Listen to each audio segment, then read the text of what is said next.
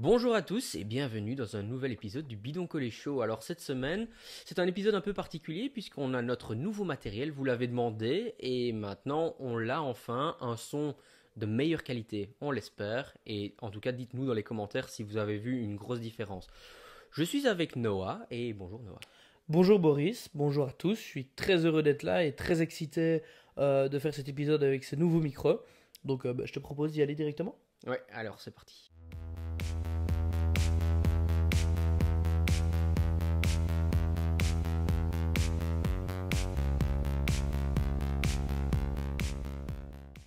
Cette semaine, au programme, on va un peu regarder ce qui s'est passé sur le Dauphiné libéré. On approche tout doucement du Tour de France et comme toujours, on va faire un peu les points, un peu voir l'état des lieux des grands favoris.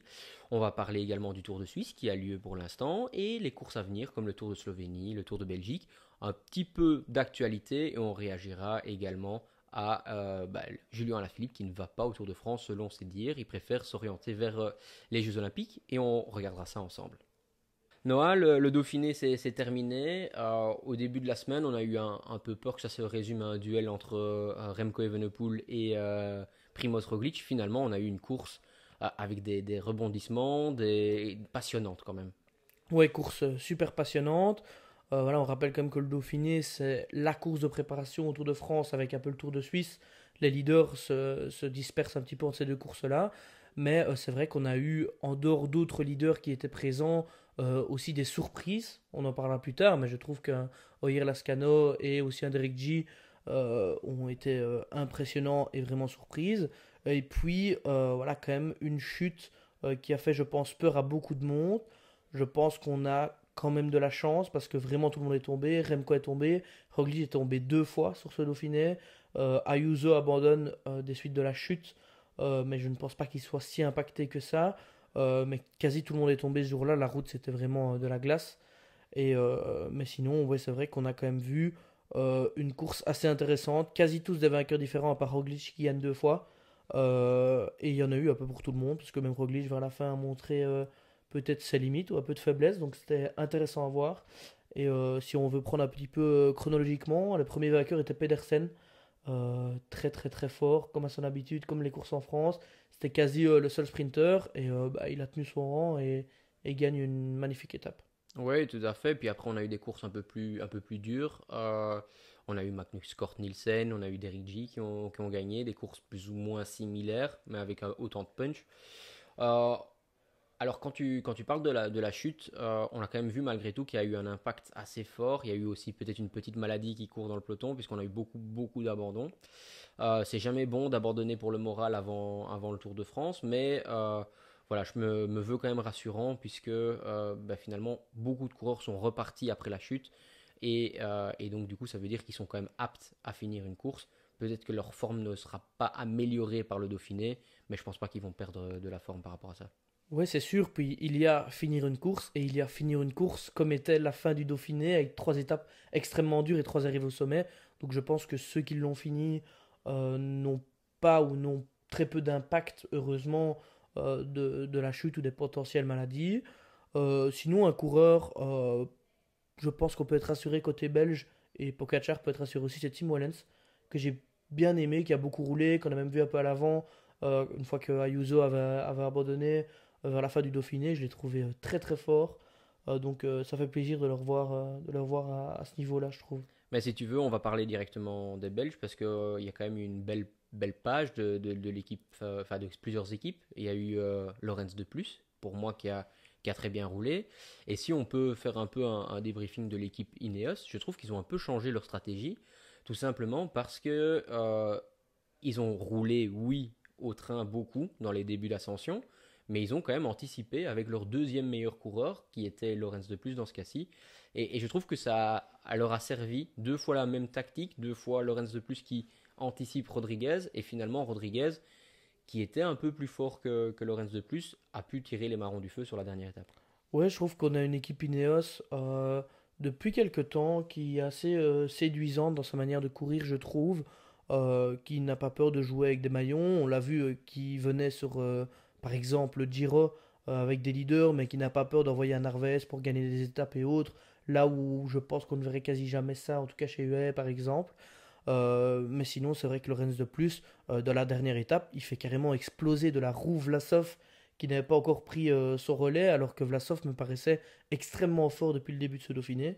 Donc c'est bien la preuve qu'il volait. Et d'ailleurs, une fois qu'il a fini son relais et que son leader part un peu à l'avant, bah, il finit toujours là. Et je pense qu'il finit 6-7e du général. Je crois cinquième si je me trompe pas, Ouais, donc ouais, très très il est fort. vraiment pas loin. Donc ouais, c'est impressionnant. Puis je pense pour rester sur les Belges, je vais quand même parler un petit peu de Remco, qui a gagné le chrono, qui a battu Tarling quand même de manière assez impressionnante, je dirais.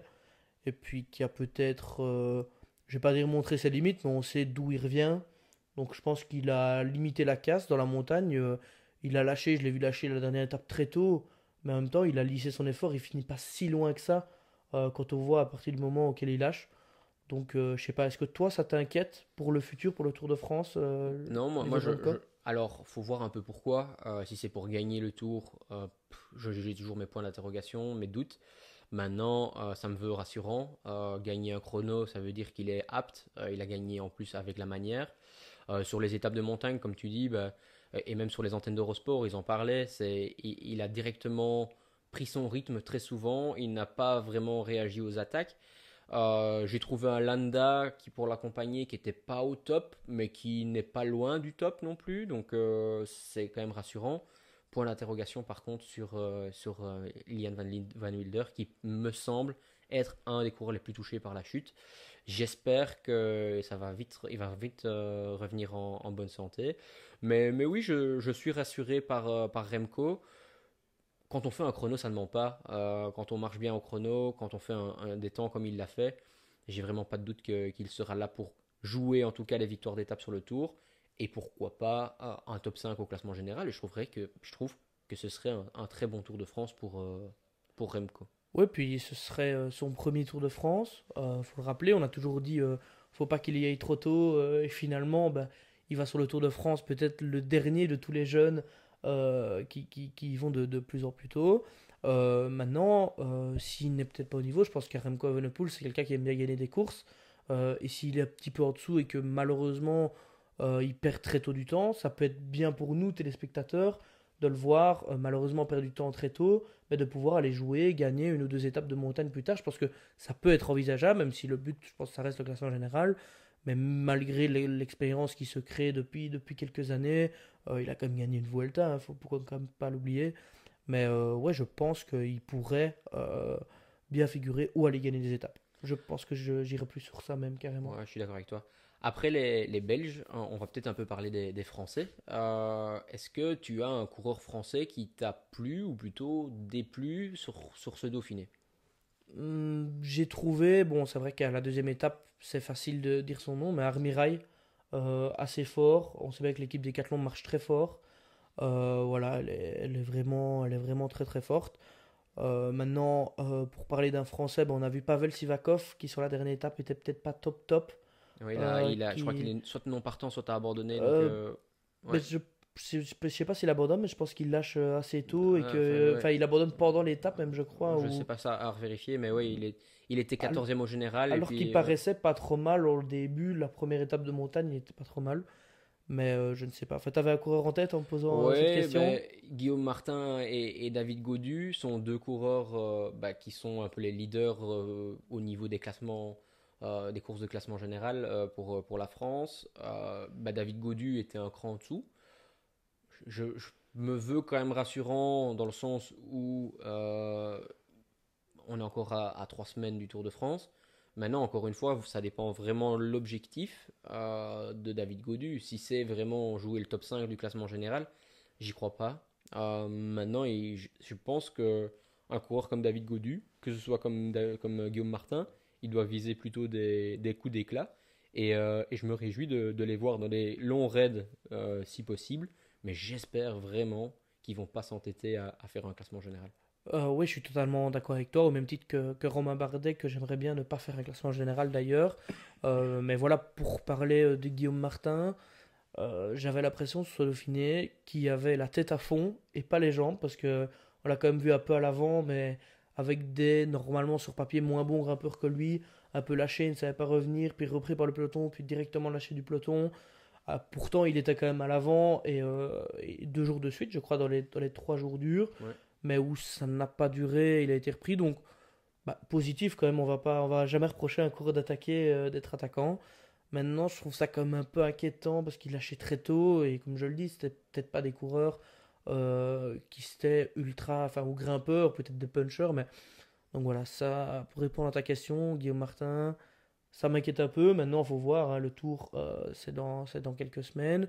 Peut-être que ça peut être bien. Il y a des coureurs qui rentrent un peu bof en première semaine et qui perdent du temps, puis après qui sont bien en deuxième et troisième semaine et qui arrivent avec un peu plus, entre guillemets, de fraîcheur vers la fin. Donc, à voir, mais évidemment que j'aimerais bien les voir plus en mode chasseur d'étape que aller chasser une 10e place ou une 8e place au général. Ouais.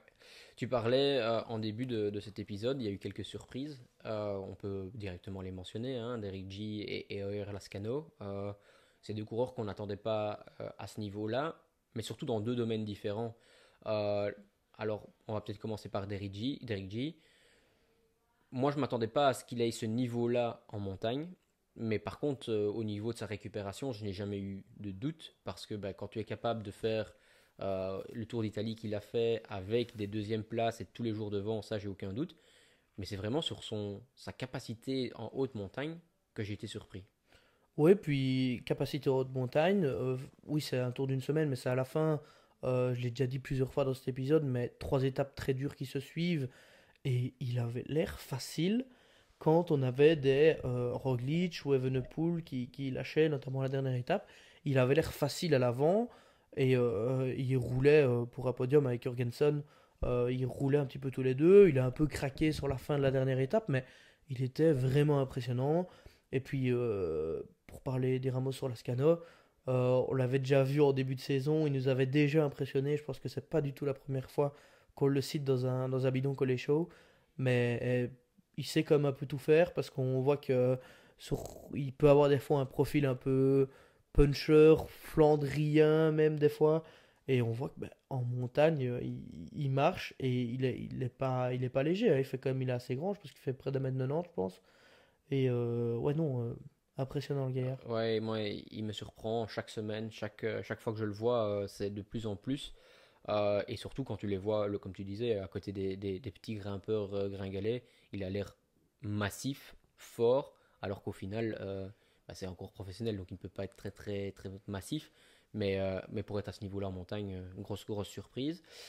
Dernier coureur que je voulais mentionner peut-être avant qu'on passe sur d'autres sujets. Euh, L'équipe Bora a été forte en montagne, en tout cas Hindley, Vlasov, Roglic, et un peu décevante sur la partie pleine, avec des Nico Dens qui ont frôlé les délais, avec un Bob Jungels qui pétait assez vite. Est-ce que tu as trouvé l'équipe Bora rassurante autour d'un Roglic, et surtout Roglic aussi? Honnêtement, oui. J'ai trouvé l'équipe Bora, en tout cas, je pense que Vlasov et Hindley, et ça m'a beaucoup plu, ont compris que c'était à fond pour Roglic. Et alors que j'aurais pensé qu'à Vlasov, euh, essaye encore un peu de jouer sa carte personnelle, ou en tout cas ne se mette pas à la planche pour son leader. Je pense que la hiérarchie était bien établie. Je pense que c'est clair en tous les trois. Ils ont été relativement forts sur quasi le tour, à part la dernière étape où tous les trois, il l'a lâché très tôt. Roglic a eu aussi son petit coup de moins bien. Et Vlasov a pété, comme j'ai dit tout à l'heure, dans la roue de Laurens de plus. Maintenant, c'est vrai que Nico Dens a eu un jour de moins bien, maintenant très rassurant dans les 2 dernières étapes, alors que, comme tu le dis, il est arrivé, je pense qu'il est même arrivé 6-7 secondes après les délais, et qu'il a été pris au repêchage, donc finalement il a pu continuer, Ouais, mais il je était... crois qu'il a 2 secondes avant les délais. Ah, ben voilà, enfin... Ouais. Et finalement, il a quand même fini, alors qu'il y avait énormément d'ascension sur la journée, la dernière ou l'avant-dernière étape, je ne sais plus dire, et il a roulé, et c'était le dernier avant les trois que précitait. Donc, en tout cas, moi, il m'a rassuré, parce qu'on ne peut pas être quasi à la rue comme ça, sur une étape dure, mais un peu plus facile, et être aussi fort sur une étape où il y a 3500 mètres de dénivelé. Donc, en tout cas, ça m'a un peu rassuré. Maintenant, c'est vrai qu'il y aura des grosses armadas. Faut voir ce que ça donne sur 3 semaines. Faut voir si l'entente continuera. En tout cas, j'ai l'impression qu'elle est bonne continuerait à être bonne Tout à fait. entre les trois gaillards, en fonction du temps, en fonction de comment se passe la première semaine. On rappelle que les quelques premiers jours sont assez durs et qu'il peut déjà avoir des gens qui perdent du temps. Qu'est-ce que va dire Vlasov si Roglic perd 15, 20, 30 secondes lors de la deuxième étape et que lui est dans le groupe devant? Voilà, enfin, c'est des questions qu'on peut se poser. Maintenant, sur l'équipe Bora, inquiétante, non. Voilà, elle n'est pas inquiétante. Je pense qu'elle est plus rassurante maintenant. On verra bien. Et sinon, bah, pour parler d'une grosse armada, je vais aussi te poser une dernière question sur Jurgensen. Quand même, J'allais l'équipe venir, ouais. Jumbo. Jurgensen, qui j'ai l'impression pour la deuxième fois, voire plus de la saison, sauve un petit peu l'équipe Jumbo en manque de leader. Quand Van Aert tombe, bah, il gagne. Voilà, coureur que on a connu très bon dans l'équipe Movistar, mais qui vraiment éclot d'une manière incroyable et sur énormément de terrain. Et je m'attendais pas à le voir aussi fort en haute montagne. Certes, il gagne Paris-Nice, mais voilà, il est à 7 secondes, je crois, ou 8 secondes de gagner le Critérium du Dauphiné avec des noms quand même incroyables. Je pense qu'il y avait quasi tout le monde en dessous de peut-être Pogacar et Et consorts, donc, et Vingegaard, ouais. Vingegaard. Donc, Ouais. non, je sais pas ce que tu en penses de Jurgensen. Ouais, je m'attendais pas à ça. Je m'attendais à ce qu'il soit fort, je m'attendais à ce que Kuss soit avec les meilleurs en montagne. Peut-être pas pour le classement général, et ça, j'ai jamais vraiment. Allez, Kuss sur une semaine, j'y crois pas. Mais par contre, Jorgensen, ben, je m'attendais pas à ça, à ce niveau-là, avec un- Moi, c'est surtout dans la montagne, dans les chronos, ben, je sais qu'il marche bien, mais dans la montagne, là, c'était vraiment le top, le gratin mondial. Rien à envier à ces coureurs-là. Voilà, je pense que bah, deuxième du Dauphiné, c'est sa place parce que finalement Roglic était quand même très très fort. Mais faut aussi pas oublier qu'il a fait presque toute la semaine avec seulement trois ou quatre équipiers. Voilà, je pense que très beau tour de la part de Jorgensen. Je me réjouis vraiment de le voir chez Visma Leasebike sur un grand tour, donc ici au Tour de France. Après, pour moi, à l'heure actuelle, à voir comment Vingegaard est. Mais si Vingegaard ne vient pas, ce sera sûrement la carte numéro 1 de la part de Visma Leasebike. Ouais, donc t'es persuadé que si Vingegaard ne vient pas, ce sera Jurgensen. Je pense avoir entendu que Kian, Uijtdebroek, c'était mort, je pense, pour le tour. Mais Jurgensen, ça serait la quatrième fois de la saison où il sauve un peu les œufs de la Visma. Je pense qu'il pourra négocier un bon petit salaire l'an prochain, si c'est le cas en tout cas. Ouais, ouais, c'est clair. À voir. Si tu es d'accord, on va passer peut-être à d'autres courses qui se sont passées cette semaine. Et par exemple, il y avait le Dwars van Hageland qui a été gagné par Jenny Vermeersch. Et alors, on a encore vu une équipe UnoX très très forte avec une deuxième, une quatrième et une cinquième place de Abramsen, Rasmus Stiller et Warren Scholt. Ouais, bah, Gianni Vermeersch qui adore ce genre de course à champion du monde gravel il y a de cela quelques années. Donc on voit bien que c'est vraiment ce genre de course de prédilection. Et une OX qui montre que bah voilà, sur les courses typiques belges, hollandaises ou sur certaines courses pour costaud, bah, ils sont toujours là. À Abrahamsen qui une fois de plus vient faire une place sur une course dans le Benelux. Donc ouais, non, Oui, il est prêt pour le impressionnant. Tour de France et je pense que une partie de cette équipe-là sera présente justement sur le Tour. Et je me réjouis de voir encore une fois cette équipe UnoX qui est en train d'engranger énormément de points pour le World Tour. Et j'aimerais vraiment les voir en World Tour d'ici 2 ans. Mais bon, ça c'est encore un autre débat. Aussi à mentionner peut-être une belle place de Arthijs de Vries qui a fait la troisième place, qui a pris la troisième place. Et Lionel Tamigno aussi qui fait un top 10. Donc voilà, tout super pour le coureur wallon de l'équipe Lotto Destiny. Autre course cette semaine, il y a eu le ZLM Tour qui en général a un plateau de sprinteurs assez important pour préparer le Tour de France. Cette année, c'était peut-être un petit peu moins impressionnant et on a eu tout d'abord un chrono. Oui, donc on a eu bah, un chrono assez court euh, qui a été remporté par, j'ai oublié, Rune et Regots, ouais. Karun Ergots et surprenante deuxième place de Gleb Syriza parce que c'était quand même 17 minutes d'effort. Je pense que Rune Ergots finit en 17 et quelques, donc impressionnant. Et puis le lendemain, c'est Casper Van Uden qui va remporter l'étape devant encore une fois Gleb Syriza, Ouais. donc le bodybuilder de chez Astana qui Ouais, je vient me disais à chercher. ce moment-là, il est parti pour gagner le tour, pas loin au chrono, il prend des bonifs, et puis finalement la suite du tour ne s'est peut-être pas passée de la même manière que ce qui était espéré. Et puis finalement, ben voilà, Rune Oregos gagne le classement général, Casper Van Uden a gagné une deuxième étape. Ouais. Une échappée a été également jusqu'au bout. Malheureusement, je ne connais pas le nom Échappé du coureur. 100% hollandaise, je pense. Ouais, exact. Et puis, finalement, victoire de l'équipe Bingo Wallonie-Bruxelles avec Salbi, le coureur danois, qui assez jeune aussi et qui va très très vite. Voilà, donc je Ouais. pense que ça faisait du bien. Il tournait autour et là, Ouais, le compteur est débloqué. bonne pioche, hein, je pense, pour l'équipe. Puis je pense que ça leur fait quand même du bien de gagner cette année sur une course qui était quand même une belle course. Ouais, Il y a quelques années, les ZLN Tour, il y avait quand même les plus grosses équipes du monde, Jumbo, etc. ouais, Donc, tout à fait. donc quand même, tant mieux, c'est bien pour eux de gagner avec un plateau intéressant. Un Van Uden qui gagne au plus haut niveau au début de saison, les sprints. Donc, ouais, non, c'est bien. On va continuer avec le Tour de Suisse. On est en plein milieu du Tour de Suisse. On a juste 2 étapes avec la victoire de Yves Lampaert sur le chrono. Est-ce que tu as un coureur qui t'a impressionné ou est-ce que voilà, est-ce que tu voudrais mentionner quelques peut-être favoris sur ce tour-là? Ouais, sur ce Tour de Suisse, il y a pas mal de bons coureurs. D'abord, un petit mot sur Yves Lampaert. C'est bien pour lui. Il y a eu à certains moments la pluie qui s'est un peu invitée. Il y a eu certaines conditions un peu changeantes sur ce prologue. Mais c'est bien parce qu'il gagne, je sais pas qui fait deuxième. Bissegger. Ah, Bissegger fait deuxième. Il y avait aussi Kung. Je Ouais, pensais que Kung allait peut-être. Maintenant, c'est vrai que c'était court. C'était 4 km 600. ouais. En plus, avec un gros demi-tour, avec une petite piste cyclable à un moment donné. Donc, assez technique, même si pour 4 km et demi, il y avait quand même quelques endroits où il y a moins de poussée. C'est pour ça que j'aurais bien vu Kung remporter là-bas. Il y a Kevin Vauquelin que j'ai pas vraiment vu je sais même pas s'il fait top 10. J'ai pas vu dans le classement non plus. Que je pensais qu'il allait faire quelque chose de pas mal.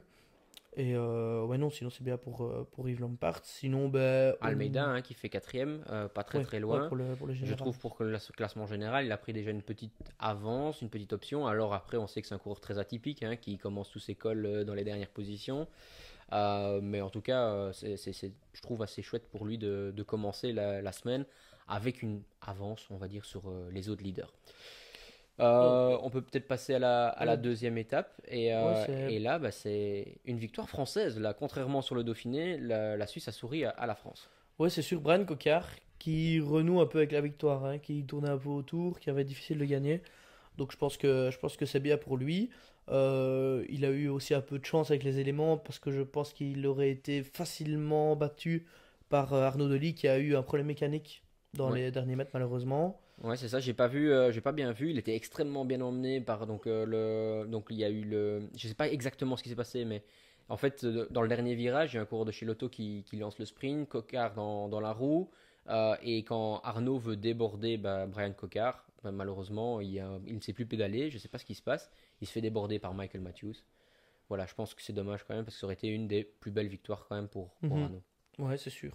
Maintenant, ben voilà, pour la fin du tour, c'est quand même quasi tous les jours des étapes difficiles. On a encore 4 arrivées au sommet, je pense maintenant, et la dernière journée, c'est un chrono d'un peu plus de 15 km, je pense, en montée, si je ne me trompe pas. En tout cas, la fin qui est montante. Il y a le tenant du titre, Skielmos, qui est là, qui a dit qu'il venait pour gagner. On ne sait pas trop où il en est, mais je sais pas pourquoi je le sens. Je sais pas, je me dis que il peut encore être bon. Il a gagné, donc ouais, je sais On va pas. Je voir pense ça. qu'il pourrait être bon. T'as deux trois coureurs à suivre. Ouais, ben, moi je pense comme je le disais la semaine passée, Egan Bernal qui me semble vraiment prêt. Il va avoir une grosse équipe autour de lui. Je pense qu'on va avoir une grosse équipe Ineos sur le tour avec Pidcock également, Kwiatkowski que j'ai trouvé très très fort au Dauphiné. Alors je pense pas qu'il ira au tour, mais Tarling était aussi monstrueux je trouve en montagne. Donc voilà. Euh, Petite question pour toi.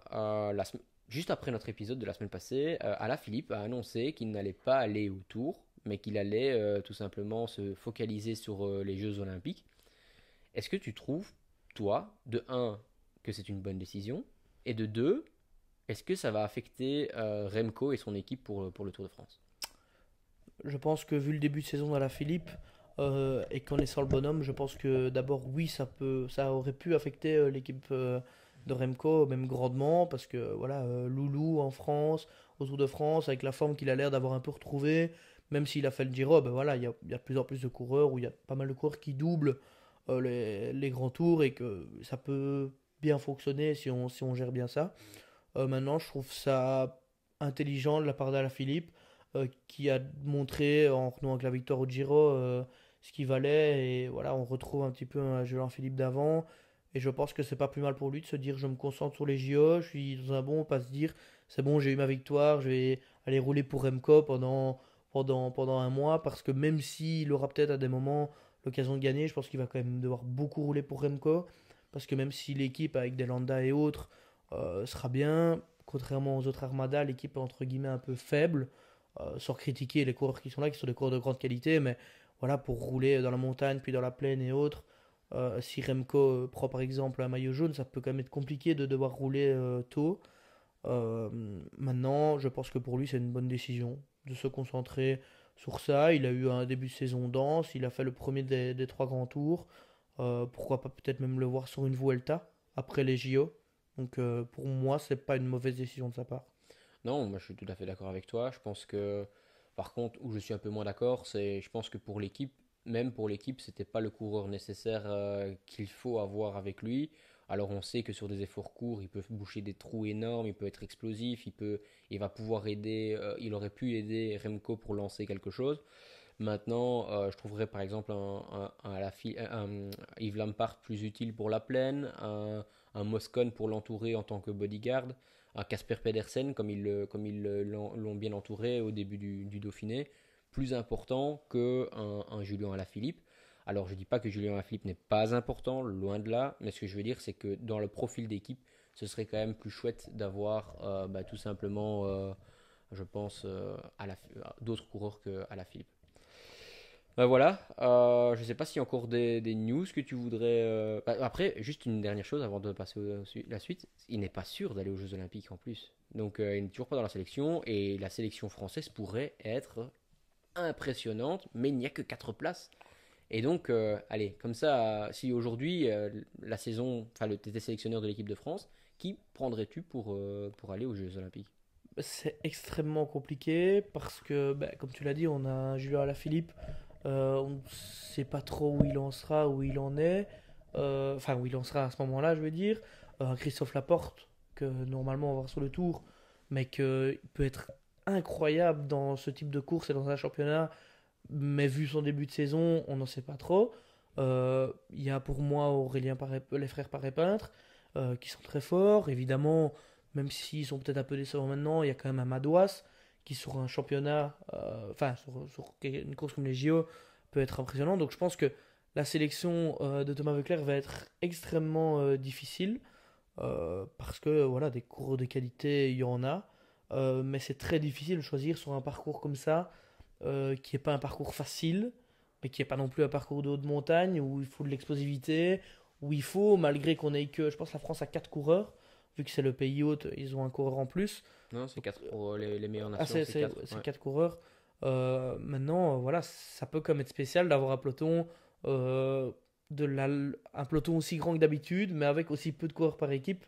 Il y a beaucoup de nations avec un coureur ou deux coureurs, et c'est ce qui fait que le nombre de coureurs est peut-être pas aussi élevé qu'une course classique, mais voilà, il y a quand même peut-être une centaine de coureurs, voire plus, et avoir les plus grosses armadas qui ont 3 coureurs ou 4 coureurs, c'est une course quand même super intéressante, il faut mettre ses pieds au bons endroits. Est-ce qu'on prend 3 coureurs euh, capables de gagner, et un équipier seulement pour rouler? Est-ce qu'on prend 3 équipiers capables de rouler et un gars qui va aller gagner? C'est compliqué, je suis sûr qu'un Bruno Armirail peut être super intéressant sur ce Allez, si type tu de dois donner course. 4 noms. Si je donnais 4 noms, Valentin Paré-Peintre, Julien Alaphilippe, Christophe Laporte, je prends un risque, et Bruno Armirail. Ok, donc moi, Et Valentin toi? Parapatre, en toute honnêteté, je pense que le parcours est un peu trop facile pour Aurélien, Valentin. Aurélien, excuse-moi. Oh, excuse-moi, pardon. non, non. Aurélien, excuse-moi. Ouais. Moi, je pense, alors, je vais expliquer pourquoi. Je trouve que les grands favoris sont soit la Slovénie, soit les Pays-Bas. Donc, pour moi, eux doivent tourner toute leur équipe autour de deux coureurs, Pogacar et Van der Poel. Mathieu Van Der Poel. La Belgique doit aussi avoir des équipiers. Par contre, une équipe comme la France, moi, je verrais bien un équipier, Bruno Armirail, qui pourrait être en effet un équipier idéal. Aujourd'hui, je trouve que Bah, celui qui a le mieux performé, je pense, à un très haut niveau, bah, pourrait être, pourquoi pas, Christophe Laporte, champion d'Europe, ça oui. Une autre garantie sur la saison, bah, j'ai l'impression que Benoît Cosnefroy est très fort cette année. Et puis bah, là, la dernière place se joue tout simplement entre d'autres coureurs, des coureurs qui, en À la fonction Philippe. du tour, à la Philippe, à Brian Cocard et autres, même si je vois quand même pas Brian Cocard être champion olympique, alors qu'un Alaphilippe pourrait, dans un très très grand jour, être là. Alors j'aurais bien mis la Pera, mais le problème c'est qu'il y a déjà deux décathlons à G2R et en tant que sélectionneur national, je pense qu'il va falloir bah, tout simplement faire des choix. Et on oublie encore des Romain Grégoire, des Lenny Martinez, des coureurs comme ça qui pourraient éventuellement être présents. Mais voilà. Donc, Tâche pas évidente ouais, de tout faire à une fait. équipe pour les JO. Ouais, c'est quelque chose de compliqué. Je pense qu'il y a beaucoup, à part comme tu l'as dit, à part comme tu l'as dit, la Slovénie et les Pays-Bas, pas beaucoup d'équipes, même au Danemark. Je pense qu'il y a quand même du choix, même si voilà, on va peut-être, je pense que Mats Pedersen sera quand même sur ce type de parcours un incontournable, mais un Ouais. Skelmos aussi. Et puis il y a beaucoup d'équipiers, beaucoup de gars qui savent rouler, beaucoup de gars à Magnus Kort. Ça, je veux dire, Ou même je une pense. équipe italienne hein, aussi, ça peut être impressionnant parce qu'il n'y a pas des coureurs monstrueux. Allez, peut-être Bettiol, peut-être des coureurs comme ça qui sont Trentin, qui sont pas des leaders, mais sur les championnats, quand ils mettent le maillot italien, ils sont chaque fois à un très très haut niveau. Et alors, dernière question sur les Jeux Olympiques, et puis après on passe au sujet suivant. Pour l'équipe de Belgique, il va y avoir Wout van Aert, il va y avoir Remco Evenepoel. Et qui sont les deux autres coureurs avec? C'est compliqué. Je pense que dans ce genre de course avec deux leaders, c'est peut-être très important d'avoir un gars comme Jasper Stuyven. J'allais le dire. Ouais. Pour moi, c'est quasi un incontournable en championnat. On voit que quand Van Aert en Belgique, c'est lui qui a un peu sauvé les marrons chauds, même si voilà, au sprint il était un peu juste. Mais ouais, non, c'est assez compliqué. Je pense qu'avec deux gars comme ça, ben, un peu comme au JO il y a 4 ans, quand Remco Evenepoel remporte, au championnat du monde, pardon. Enfin, avoir Van Aert peut-être pour une arrivée un peu plus groupée en sprint, Remco qui peut peut-être anticiper, c'est hyper intéressant. Je pense qu'il faudrait peut-être aussi un gars. Moi, j'aurais bien un gars, que ce soit pour rouler ou pour partir, même un Rune Regots qu'on voit fort. C'est peut-être un peu surprenant, mais un gars qui roule et qui va vite. Bon, c'est vrai qu'il y a quand même une bosse assez dure, un peu quasi mûre, mais je sais pas. Toi, tu choisirais qui? Moi, je mettrais Stuyven, Regots, Van Aert et Evenepoel. Ouais, moi je suis d'accord avec Steven, je suis d'accord avec Evenepoel et Van Aert. Et par contre, bah, moi je pense que je mettrais Tish Benoot tout simplement pour pouvoir faire le travail. Et il n'a jamais, allez, que ce soit chez Visma, que ce soit chez Lotto, que ce soit chez l'équipe nationale, il a toujours travaillé pour l'équipe et je trouve que c'est un excellent coureur, un beau coureur. Et l'air de rien, on l'oublie beaucoup, mais c'est une récompense d'aller aux Jeux Olympiques. Et pour ce qu'il fait, je pense que ça pourrait être une très très belle récompense. Ouais, et pourquoi pas Tim Hollens? Tout Parce à que fait. Tim Hollens qui T'as fonctionne raison, très t'as raison. bien dans le rôle de d'Abonaut, c'est vrai que j'y avais même pas pensé, mais ça peut quand même, quand on a vu quand il marchait au Dauphiné, Ouais, s'il continue sur cette marge de progression et qu'il fait un tour au service de Pogacar, aussi dans le terme récompense, ouais, tout à ça fait. peut être pas mal. Ouais, alors Noah, encore une nouvelle. C'est tout simplement l'équipe Astana qui pourrait être rachetée par un entrepreneur chinois et qui pourrait non seulement les racheter, mais en plus de ça, amener un budget très très conséquent. Qu'est-ce que ça te fait penser? Je suis assez surpris, en tout cas, du fait que ce soit l'équipe Astana, parce qu'on voit dans le cyclisme actuel différentes tendances qui se dégagent, à savoir soit des équipes historiques, soit des milliardaires, ou soit des États carrément, comme Israël, comme le Kazakhstan avec Astana. Voilà, c'est une équipe qui est quand même détenue, enfin, la majorité des fonds, je veux dire, proviennent d'un État, l'État du Kazakhstan.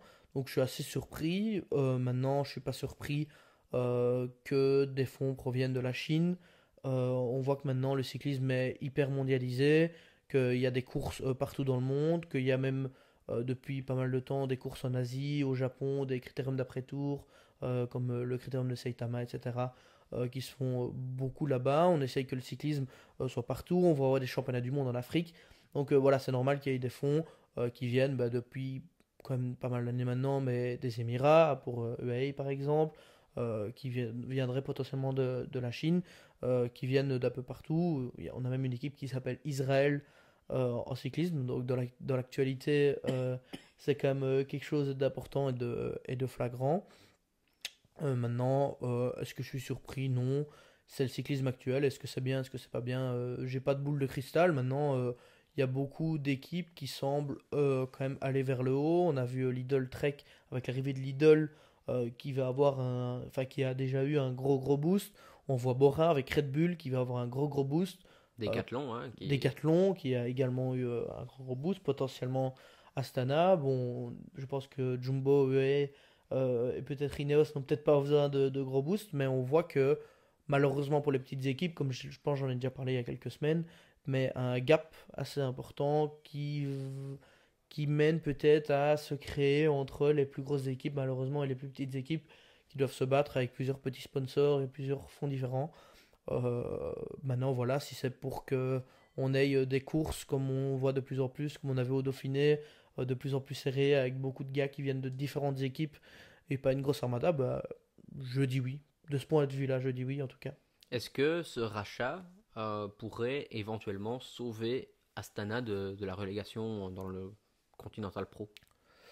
Euh, ben, je pense que oui. Maintenant, voilà, faut voir les déclarations, hein. On sait bien que dans la presse et dans les médias, tout peut aller très vite. Si ça se trouve, c'est une potentialité à partir de 2025 ou 2026. Ou, enfin, voilà, je l'avoue que j'ai pas vraiment creusé ce sujet-là. Maintenant, on le voit comme avec Red Bull, qui a des rapports avec Borat depuis quelques temps, mais qui a dit directement à partir de quasi maintenant, on met des fonds.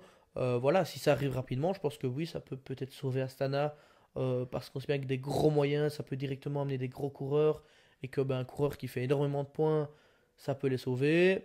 Maintenant, Astana est quand même une équipe assez historique, je trouve, qui est depuis pas mal d'années dans le cyclisme. Et donc, ce serait malheureux qu'elle soit reléguée. Ouais, Voilà. je suis d'accord avec toi. Mais en effet, je vois quand même cette équipe qui pourrait éventuellement être rachetée par la Chine, par un entrepreneur chinois. En tout cas, on sait que la Chine essaye de s'implanter. Il y a une équipe qui s'appelle China Glory. Donc c'est quand même important de savoir que c'est une équipe qui a une licence chinoise mais qui roule avec des coureurs français et chinois, un mix des deux. Donc ça fait quelques années qu'ils sont là, qu'ils sont présents.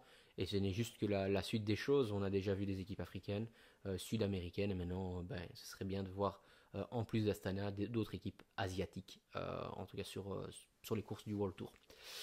Noah, cette semaine, on commence également le Tour de Belgique et ça c'est quand même assez important pour nous. On commence par un petit chrono, mais il y a quand même un très beau parcours, un très beau plateau aussi. Il y a des coureurs sprinteurs qui ont décidé d'aller sur le Tour de Suisse, sur le Dauphiné, et d'autres qui décident de se préparer ici en Belgique. Oui, c'est sûr. Alors, je vais déjà dire trois noms que je pense font partie des trois meilleurs sprinteurs du monde. Donc, on a Jasper Philipsen, Tim Merlier et Olaf Koy. Donc rien que ça, voilà, il y a énormément de sprinteurs qui sont là. Il y a des étapes bah, pour les sprinteurs, c'est aussi pour ça qu'ils sont là. Donc je pense que ça va être des belles bagarres. Déjà rien que ces trois trains-là, ça va être quelque chose d'assez impressionnant. Et c'est bien de voir du beau niveau sur une course comme le Baloise Belgium Tour. Ouais, on voit des coureurs de phases un peu différentes. On va voir Philipsen qui prépare le Tour, qui doit déjà être pas loin d'un pic de forme. On voit Olaf Koy et Tim Merlier qui retournent du Tour d'Italie. Est-ce que tu vois tout simplement un coureur dominer ce Tour de Belgique au niveau des sprints déjà? Euh, Bah, je pense que Philipsen me semble peut-être le gars, surtout dans l'optique d'aller sur le Tour de France. Maintenant, c'est vrai que les autres ont peut-être un peu de la pression enlevée. Mais voilà, c'est vrai que s'il y a des étapes un peu plus difficiles ou certaines petites bosses ou quoi, je pense que c'est peut-être le plus à même si les trois sont extrêmement forts sur certains terrains. Mais je pense que Philipsen, je le vois un petit peu dominer.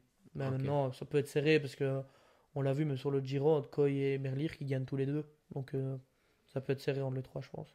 Il y a un chrono pour commencer. On sait qu'on a peut-être un des meilleurs jeunes coureurs au niveau du chrono en Belgique avec Alex Segart. On a une étape un peu plus difficile du côté de Durbuy. Est-ce que tu le vois non seulement bah, prendre des points et de l'avance sur le chrono et résister sur un parcours assez difficile à Durbuy? Bah, c'est sa chance, c'est la chance de gagner le tour, de commencer par un chrono. On sait qu'il est très fort. Tu sais c'est combien de kilomètres le chrono? 12 km.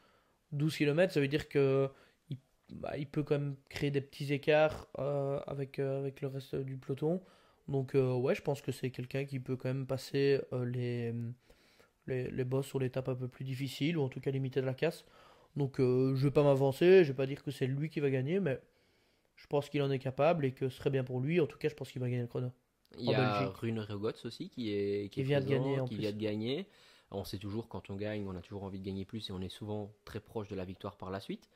Euh, on a aussi peut-être pas un rouleur de chrono, mais un Quinten Hermans qui pourrait, dans une étape dure, pourquoi pas, être dominant. Ouais, c'est sûr, explosivité, il peut être très très fort ce genre d'étape. D'ailleurs, c'est ce qui lui correspond. On verra maintenant. Je pense que rien que les 5 gars qu'on vient de citer en tout avec les sprinters et ces deux gars-ci, je pense que je suis sûr que sur tout cela, on a peut-être 3 victoires d'étape minimum. Donc voilà, on verra bien. Mais je pense que côté belge, avec Philipsen, Merlier, Hermans et Segert, bah, je pense qu'on peut avoir pas mal de victoires belges sur le Baloise Belgium Tour. Ouais, je suis tout à fait d'accord avec toi. Sur la même semaine, il y a le Tour de Slovénie qui est en cours et c'était encore une course préparatoire. Alors on a une grosse équipe Jayco avec un Dylan Groenewegen par exemple et un Zana pour les étapes un peu plus difficiles. On a aussi Mohoric qui est là avec un Pello Bilbao pour l'équipe Bahreïn. Donc on sait que le Tour de Slovénie est toujours un peu difficile, mais pourtant il y a quand même pas mal d'opportunités pour les sprinteurs. Et où je suis un peu surpris, c'est par exemple une équipe Tudor qui n'aligne pas un Arvid de Klein sur cette course. Est-ce que... Oui, c'est vrai que c'est assez surprenant, surtout que c'est pas très loin de chez eux, hein, c'est pas très loin de la Suisse. La Slovénie, maintenant, je ne connais pas le programme de Klein, mais c'est vrai que c'est assez curieux de ne pas aligner, en tout cas sur une des deux courses de cette semaine. Donc, parce que c'est peut-être l'opportunité d'aller chercher des points, c'est peut-être l'opportunité de chercher une victoire. On sait bien que De Klein a prouvé depuis le début de saison, depuis sa victoire sur Paris-Nice, que bah, il est fort et au plus haut niveau, il peut gagner. Donc, qui dit étape de sprint, s'il n'y a pas trop de pur sprinteurs, ou en tout cas que les plus gros sont, on le voit en Belgique, je pense que c'est une chance pour eux d'aller chercher une victoire ou voire deux. Donc, ouais, c'est vrai que c'est surprenant de ne pas le mettre. Maintenant, je suppose que les dirigeants de Tudor doivent avoir leur raison.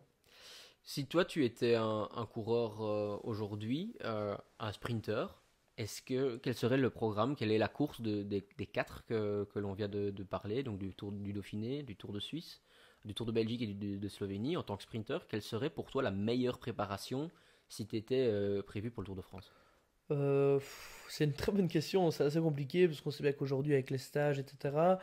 Maintenant, moi, si c'est totalement personnel, moi j'aime bien courir, j'aime bien rouler. Maintenant, c'est vrai que le Dauphiné et le Tour de Suisse sont des courses très très difficiles. Je pense que ça dépend aussi l'état de forme et ce que je veux travailler. Je pense que le Tour de Suisse et le Dauphiné, enfin le Tour de Suisse est très dur. Et même les étapes dites pour sprinter, il y a quand même pas mal de boss. Donc si jamais mon but c'est d'arriver dans les délais et je sais que ça peut être difficile à ce niveau-là et qu'il faut quand même faire du rythme en montagne pour les groupes états, etc. En faisant peut-être une ou deux étapes de sprint, ben, je choisirais plus un Tour de Suisse ou un Dauphiné. Parce qu'on a vu sur le Dauphiné, à part Pedersen, il n'y avait quasi pas de sprinter. Maintenant, je pense que A voilà. contrario, sur le Tour de Suisse, il y a quand même Cavendish, Oui, oui. Desmar et d'autres qui choisissent d'aller en haute montagne. Et donc tu prendrais plutôt cette solution-là, toi. Je pense que oui. Surtout que la Suisse, c'est magnifique. Donc voilà, non, mais je pense que moralement, ça peut être bien aussi de faire une belle course. Même si on n'en parle jamais, mais je pense que psychologiquement, pour les coureurs, ça peut être bien, elles ont une bonne dynamique. Et puis il faut voir aussi les équipes. Je pense que si tu es sprinter avant le tour et que tu y vas pour sprinter, bah, on va essayer de te mettre quelques points au pilote pour les automatismes sur la course avant. Pardon, c'est sûr et certain. Donc bah, voilà, c'est en fonction des programmes de tout le monde. Évidemment que les programmes des autres s'accordent autour du sprinter, étant donné que c'est le leader. Mais moi, je pense que j'irai plus sur le Tour de Suisse. Et toi? Ouais, moi je suis d'accord avec toi. Peut-être le Dauphiné où il y a eu un peu plus d'étapes propices aux sprinters, peut-être les sprinters forts, hein. C'est clair que ça a à chaque fois été, à part la première étape ouais, la première étape, ça a toujours été des Mhm. sprints un peu plus en costaud.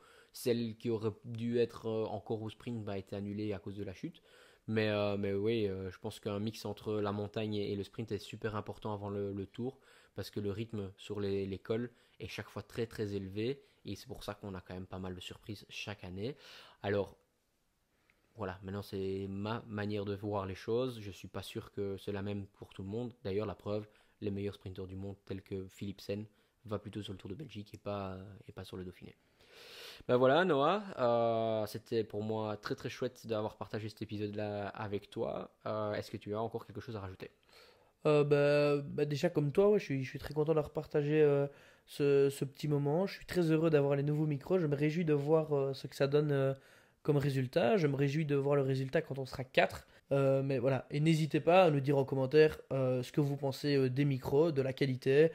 Si déjà la qualité vous plaît, donc évidemment on aura des réglages à faire, on va un petit peu s'habituer au matériel et apprendre un petit peu à le manipuler et à travailler avec. Mais voilà, sinon moi je suis très heureux d'avoir reçu ce matériel. Je vois que la chaîne évolue, donc moi ça me fait énormément plaisir. Et voilà, je me réjouis qu'on évolue encore plus. Eh ben, encore plus de contenu dans les prochains jours. À bientôt. N'oubliez pas de commenter, de partager, de vous abonner et de pousser sur le bouton like. Ciao ciao. À la semaine prochaine!